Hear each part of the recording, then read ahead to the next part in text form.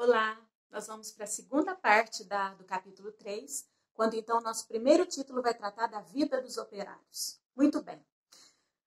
Na explicação dos slides anteriores e da videoaula, vocês viram que chegar na cidade não era nada fácil.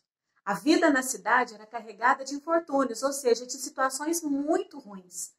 Primeiramente, nós não tínhamos bairros planejados para abrigar toda a população que chegava na cidade. Segundo lugar, nós não tínhamos tratamento de água e esgoto, saneamento básico nenhum para acomodar confortavelmente essas pessoas e dar a elas um tratamento digno. Terceiro lugar, não havia estrutura na área urbana para acomodar todas as pessoas. Resultado, a vida dos operários não era nada fácil. A maior parte deles vivia em cortiços, locais muito mal ventilados, muito mal instalados, geralmente várias famílias num cômodo só. Geralmente essas pessoas não tinham alimento em abundância, o mínimo para sobreviver, ou seja, o caos se instalou nas cidades, principalmente em São Paulo, em finais do século XIX e início do século XX. Quando a gente fala dessa vida dos operários, observe que ela é comparada aos moldes da Revolução Industrial, portanto não havia lei trabalhista. Pensar em carga horária de 8 horas diárias de trabalho, carteira de trabalho, também não.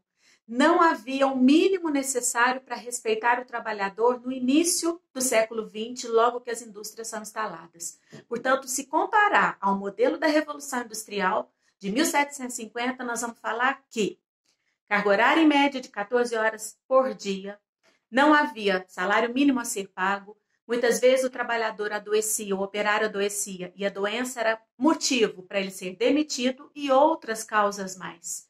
Isso faz com que greves e manifestações se instalem.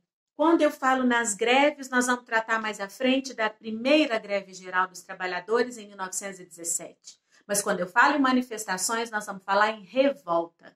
Lembrar que quando nós falamos em revolta, eu vou para as ruas, eu luto contra algo, eu tenho um motivo, mas nada muda. Se eu falo em revolução, eu vou para as ruas, eu tenho um motivo e algo muda. Então, nós vamos trabalhar com revoltas que ocorreram na República Velha. Revoltas civis, ou seja, revoltas em que os protagonistas eram a sociedade. Algo os incomodava. Agora, especificamente, o que e qual revolta? Vamos lá. Nós vamos começar pela revolta da vacina. Uma revolta que aconteceu no Rio de Janeiro no início do século XX, 1904. A vida lá não era boa. Já era a capital do Brasil? Já era a capital do Brasil. Porém, sem estrutura. E aí uma série de epidemias tomaram conta do Rio de Janeiro, sendo que uma delas a varíola, e acaba que um médico sanitarista chamado Oswaldo Cruz conseguiu a vacina contra a varíola. Uma vez decretada essa vacina, isso passa para o governo, o que o governo de Rodrigues Alves decide fazer? Nós vamos vacinar a população. Então, o prefeito Pereira Passos, ele iniciou uma limpeza da cidade, ele iniciou um processo sanitarista na cidade, mas, ao mesmo tempo, foi feita a instituição da lei da vacinação obrigatória. Lei da vacinação obrigatória. Se nós, hoje, somos instruídos a nos vacinarmos contra determinadas doenças, e muitos ainda não vão, e hoje temos campanhas de vacinação, imagina ali, onde não havia instrução nenhuma, orientação alguma e uma lei em que obrigava os cidadãos a se vacinar. A população questionou e a população vai às ruas contra a vacinação obrigatória. Uma vez indo contra a vacinação obrigatória, observa que aqui nessa caricatura, nessa charge, nós temos os enfermeiros montados em vacinas, prontos para vacinar a população que se arma com as ferramentas que tem em casa para ir contra esses enfermeiros. O governo se sentiu pressionado? Sentiu. A barra pesou. E aí o governo resolveu revogar a lei da vacinação obrigatória. Uma vez revogar, é anular. E ao ser anulada a lei da vacinação obrigatória, houve um recuo dessa vacinação. Só que com uma condição. Todos os cidadãos que quisessem se casar, todos os cidadãos que quisessem um emprego, deveriam ter a vacinação em dia. Resultado? Eu preciso trabalhar. A maioria da população precisava. A instrução pelo casamento, algo conservador para a época. Eu vou me vacinar. Então, quase que troca 6 por meia dúzia e o governo sai ganhando nessa revolta civil da vacina. Ok? Quando a gente sai dela, vocês vão ver alguns links que eu coloquei para vocês assistirem sobre essas revoltas, e aí especificamente esse link da vacina. E nós temos as características gerais que eu acabei de explicar para vocês e entramos na segunda revolta, que é da chibata. Chibata, castigo. Chibata, açoite. Chibata, dor. Dor física. O que vai acontecer aqui? Parte da marinha era negra, soldados marinheiros negros. E boa parte dessa marinha era tratada ainda como escravo.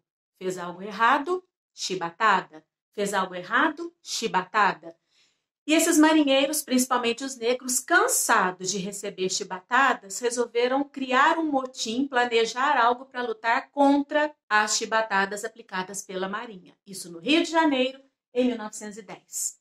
A partir de então, eles começam a planejar. E nesse planejamento a gente tem um líder. E esse líder, o marinheiro João Cândido. Quando ele começa a planejar e eles vão realizando os motins, uma causa imediata leva todo o movimento para a parte mais violenta, que é quando um marinheiro, o Marcelino Menezes, recebeu de uma só vez 250 chibatadas. Tratar como? Jogando água e sal. Tratar como? Deixando ele num local restrito. Imagina a dor da pessoa e a raiva dos amotinados. O que eles decidem fazer? Nós vamos ameaçar bombardear o Rio de Janeiro. Então, eles sequestram alguns navios. Nesses sequestros de navios, eles vão ameaçar bombardear e o governo acaba negociando com os marinheiros rebeldes. Nessa negociação, o governo prometeu anistiar os rebeldes, ou seja, perdoá-los. Prometeu abolir os castigos físicos, enfim, uma série de regalias ou direitos que seriam concedidos aos marinheiros a partir de então. Os marinheiros confiaram e os marinheiros saíram do navio. Resultado?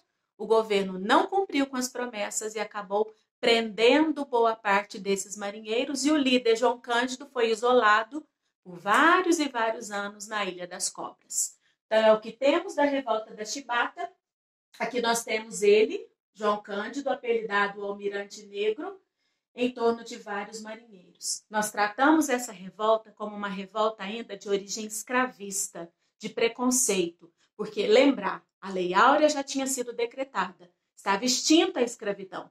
Então, ainda havia aquela questão de ver o negro como escravo e tratá-lo como no período da escravidão. Falar dela aqui. Opa! Nós temos a questão que aborda, só um minutinho para a gente não perder, tá? Vamos lá. Falar dela aqui. Nós temos um link sobre a revolta, as características gerais que eu citei para vocês. E numa parte 3, nós vamos para a revolta, para a Guerra de Canudos e para a Guerra do Contestado. E ainda faltando o cangaço. Então, aguardem a parte 3 da aula.